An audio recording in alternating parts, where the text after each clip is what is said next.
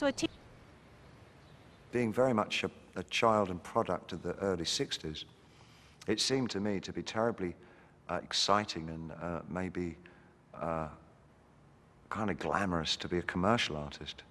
That's what I kind of thought I wanted to do when I was 12.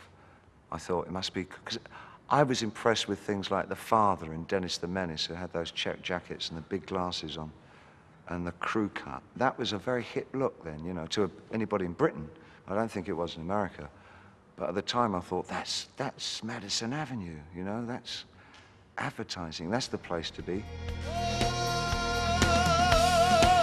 Dance.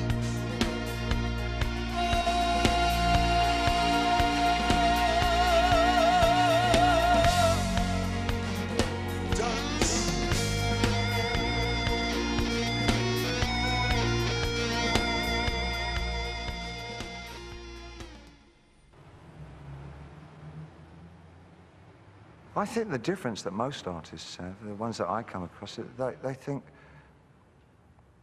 we tend to think our opinions are a lot more important than other people's in some way. That often we feel as though we have the key to something. I don't think that we do at all. I just think we dwell on it more. We tend to look at the world as some usable substance, more than a non-artist would. I think for many people, just getting through life is enough. That's a big enough task, let alone having to look at the world and the universe and say, now, if I had my way, you know. Friday last's New York Times. Oh, the first one looks good. His medals questioned, Top Admiral kills himself. That sounds rock and roll, doesn't it?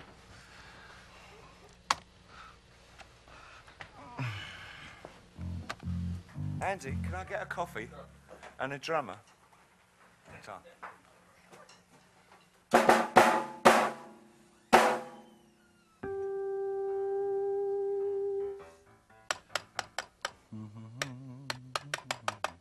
Well, it's a program that I developed with a friend of mine in San Francisco. And it's called the verbicizer. It'll take the sentence and I'll divide it up between the columns. And then when I've got, say, 3 or 4 or 5, sometimes I go as much as 20, 25 different sentences going across here. And then I'll set it to randomize. And it'll take those 20 sentences and cut in between them all the time, picking out, choosing different words from different columns. And from different rows of sentences. So what you end up with is a real kaleidoscope of meanings and topics and nouns and verbs, all sort of slamming into each other.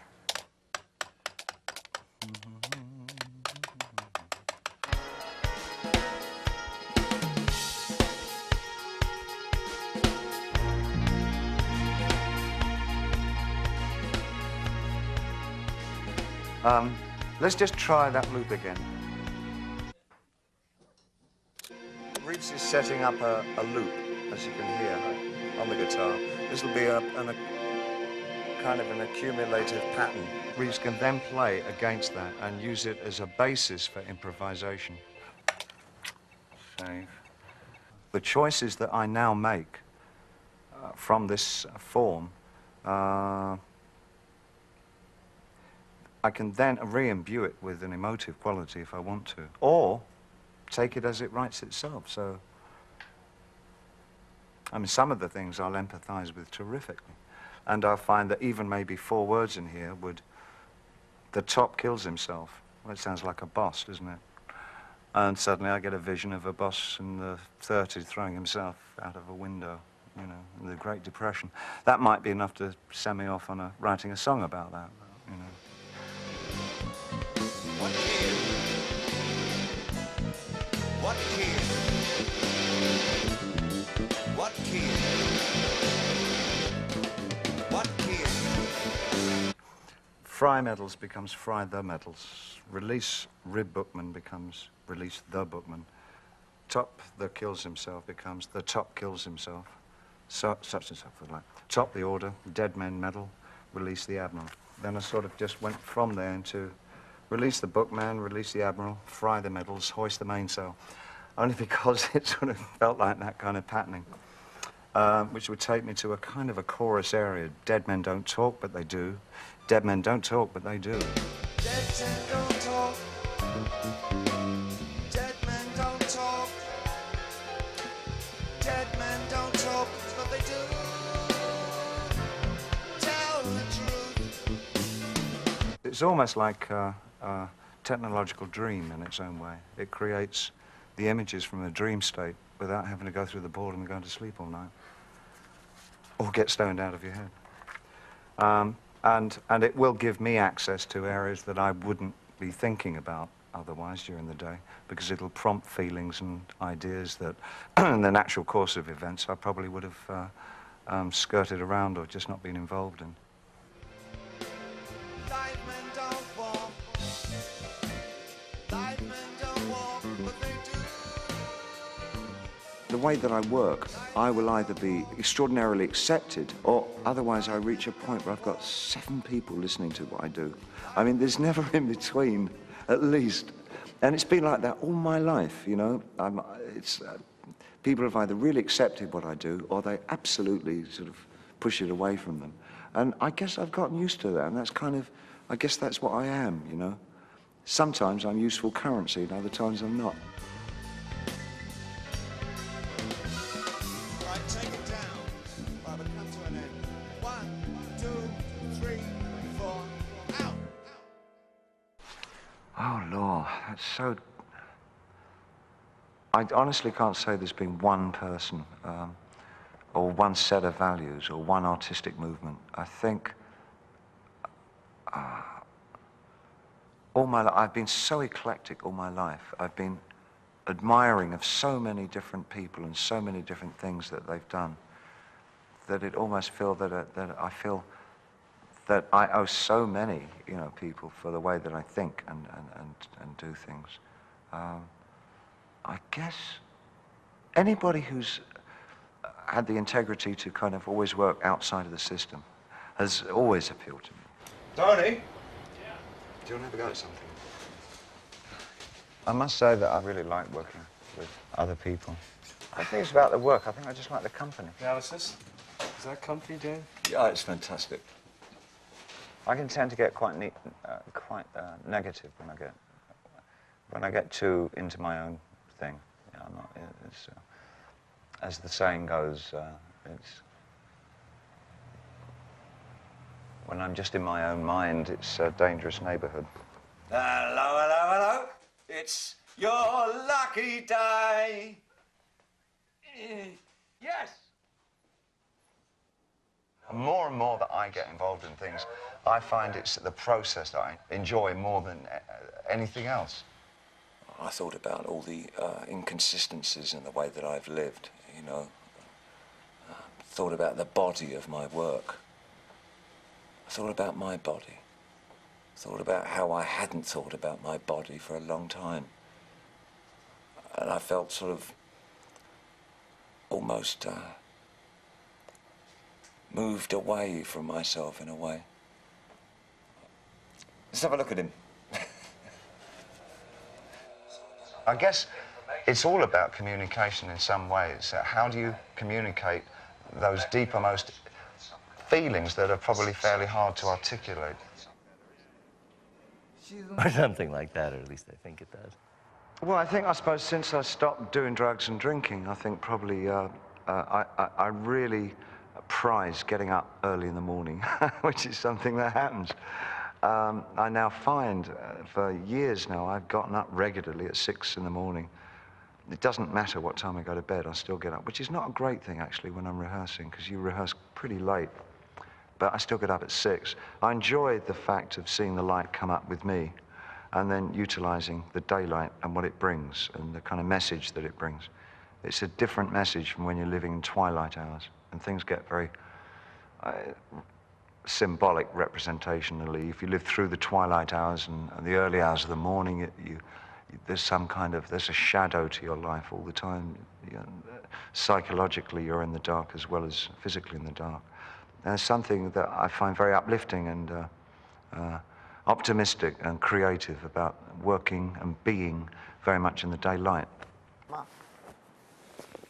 If I found myself in some kind of cul-de-sac in the music, I'd break down the problem by actually painting it. I'd try and visualize what the problem was, that the sense of these textures were grating against each other in a way that wasn't admirable. And I'd try and visualize those textures and paint them and then find out what was wrong. And then when I'd solve that problem, I'd take it back into the studio. I've never really compartmentalized things. Everything for me is just this flux of doing stuff. Some of it's music and some of it's visual. And the two have always been very entwined.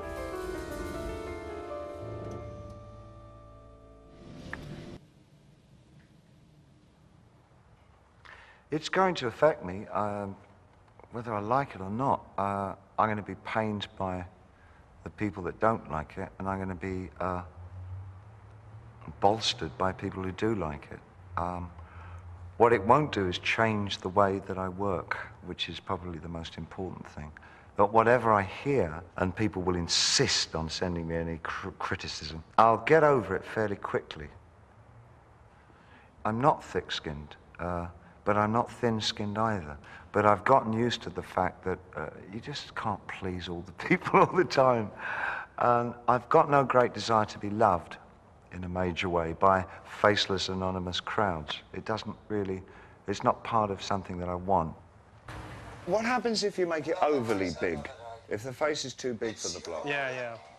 I judge something that when I can't see my own hand in what I'm listening to or looking at, then I feel that it's in a state that I couldn't distance myself anymore from it. Let's just see. Oh, that's wonderful. What, one on top of the other? Yeah. If I can see or feel my own hand, my own workings within it, then it's still too close to me, and I've got to move it even further away so that it becomes something other than myself. It's almost like these two work well. Mm-hmm. And these two work well, maybe. Mm-hmm. And when it touches that moment, then that becomes like an arbitrary cut-off point, because you could go further. And the trouble is overcomplicating an idea, which I do frequently. You know? It's the sin of the artist when you have an idea and then you fuck it up. And Francis Bacon used to do it all the time, so I'm in good company. Where you think you've got to a point where it's really good, and then you do that next thing, and it's the worst possible thing you could have done, and you've just gone overboard, and you think, sod, I've ruined it. There's no going back, you know, because you... Hey, how do we know what's really there? Well, there is... Compliment and insult, nothing. Yes, never play to the gallery. I think, but you never learn that until much later on, I think. But never work for other people at what you do. Always remember that the reason that you initially started working was that there was something inside yourself that you felt that if you could manifest it in some way, you would understand more about yourself and how you coexist with the rest of society. And I think it's terribly dangerous for an artist to fulfill other people's expectations. I think they generally produce their worst work when they do that. And the other thing I would say is that if you feel safe in the area that you're working in, you're not working in the right area. Always go a little further into the water than you feel you're capable of being in. Go a little bit out of your depth.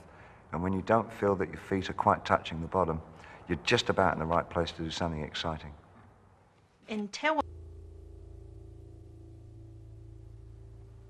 I wish I could be altruistic and say, no, it's just for the moment. But I would like to feel, especially in music, I would love to feel that what I did actually changed the fabric of music. And I think I've been very fortunate that I've actually seen it happen within my lifetime. I mean, I've seen music, modern music, change so dramatically over the last 25 years.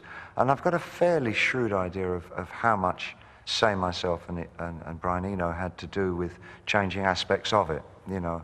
and I'm sure many people from my generation, because it's such a fast event horizon in popular music. Many of us have been able to see the changes that we've made, from the Stones to name anybody you would want to, really. And so that's pretty satisfying, you know, because we've seen it happen.